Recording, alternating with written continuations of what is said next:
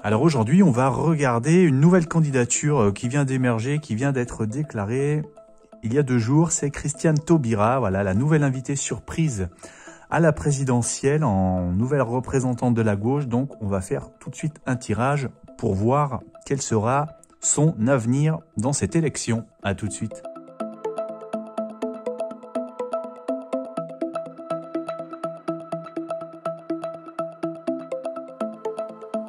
Voilà, donc le tirage est effectué, le résultat est là. En réponse, nous avons les 2 Templiers, en précision Perceval. Les 2 Templiers, ils nous donnent une notion d'union. Ce sont 2 personnes qui font corps, qui fusionnent pour une même cause. Alors, certes, la volonté déclarée de Christiane Taubira dans cette candidature, c'est d'être l'union de la gauche. C'est d'être la personne qui va rassembler toute la gauche qui est divisée. Et finalement, paradoxalement, elle la divise encore plus, puisqu'elle ajoute sa candidature. Ça, c'est certes une information, mais moi, ce que je vois plutôt, c'est Taubira, en fait... c'est non pas une Taubira qui unit, c'est une Taubira qui se rallie à quelqu'un.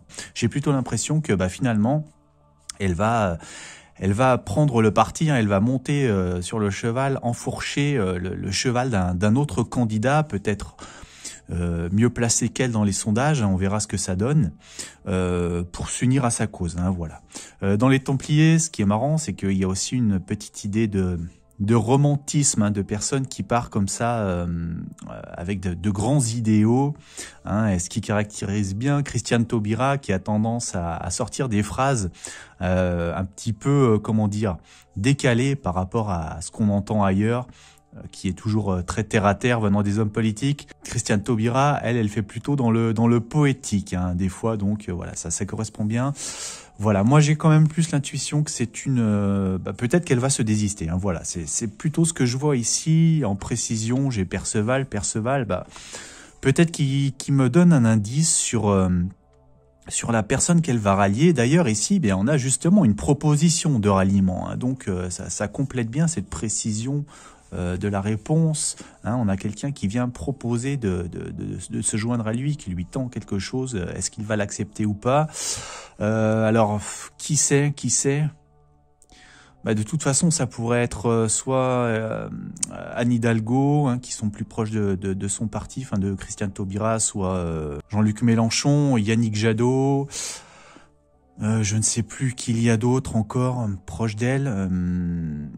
Alors, si on regarde, ça pourrait presque être plus un Macron qu'on voit là, physiquement, quelqu'un d'assez jeune, ou peut-être même un Yannick Jadot, un petit peu blondinet comme ça. Ça paraît quand même peu probable. Je pense qu'elle va rester quand même, elle est plus à l'extrême gauche, donc on verrait peut-être plus un Jean-Luc Mélenchon. Alors pourquoi il serait représenté comme ça, si c'est lui? Est-ce que c'est quelqu'un qui a tendance un petit peu à monter sur ses grands chevaux? Est-ce que là, sur le bouclier, on a une symbolisation du logo de la France Insoumise quelque part?